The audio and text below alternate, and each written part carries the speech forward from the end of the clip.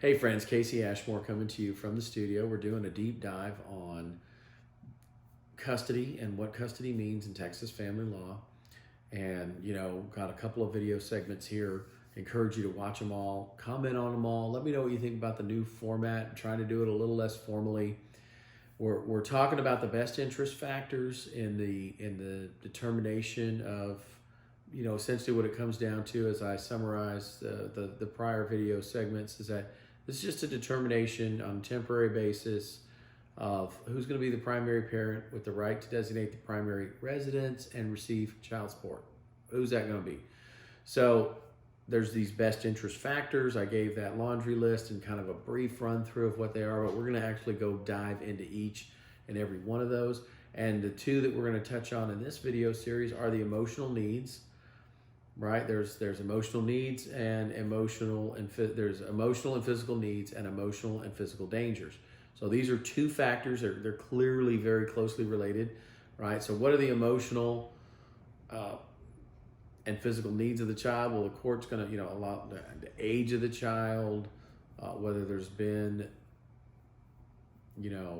is there a special need? Is there a disability? Things of that nature.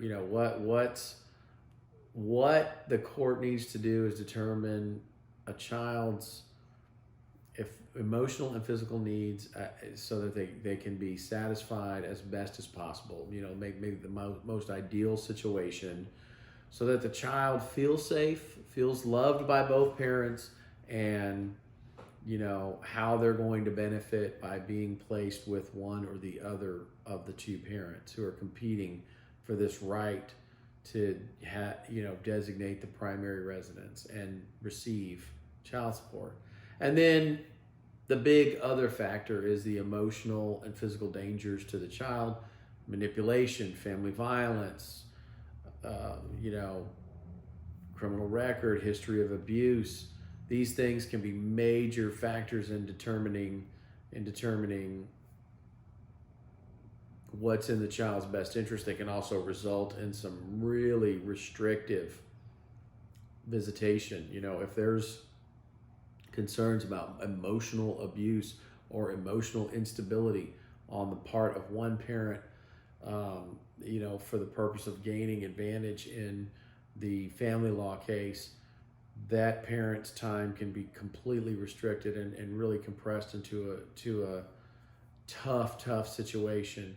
And because that presents a dangerousness to that child. So those are the two big factors when it comes to emotional and physical needs and emotional and physical dangers. Essentially what the court's doing is it's hearing about what's this child or these children needing, and what dangers, emotional and physical, and looking at more than just criminal history, looking at more than just the pattern of recent behavior, but behavior going back through some period of time, and can include up to the 24 months before the case was filed, and sometimes even longer depending on the behavior.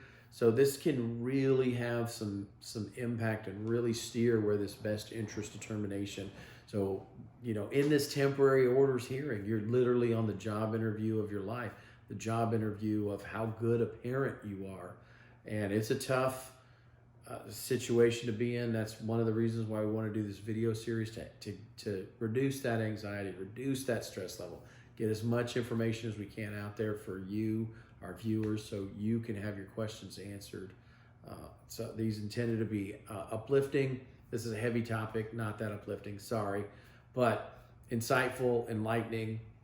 Love and welcome your questions, comments on any video platform you see this. Hit me up. Chat at ashmorelawfirm.com. Chat at ashmorelawfirm.com. We'll hit you back. Direct message on any of those video platforms, same thing. I'll do a video message back to you. Make it the topic of the next video series. Thanks so much for watching. More on the best interest standards with regards to what is custody in the next video series coming up from the studio.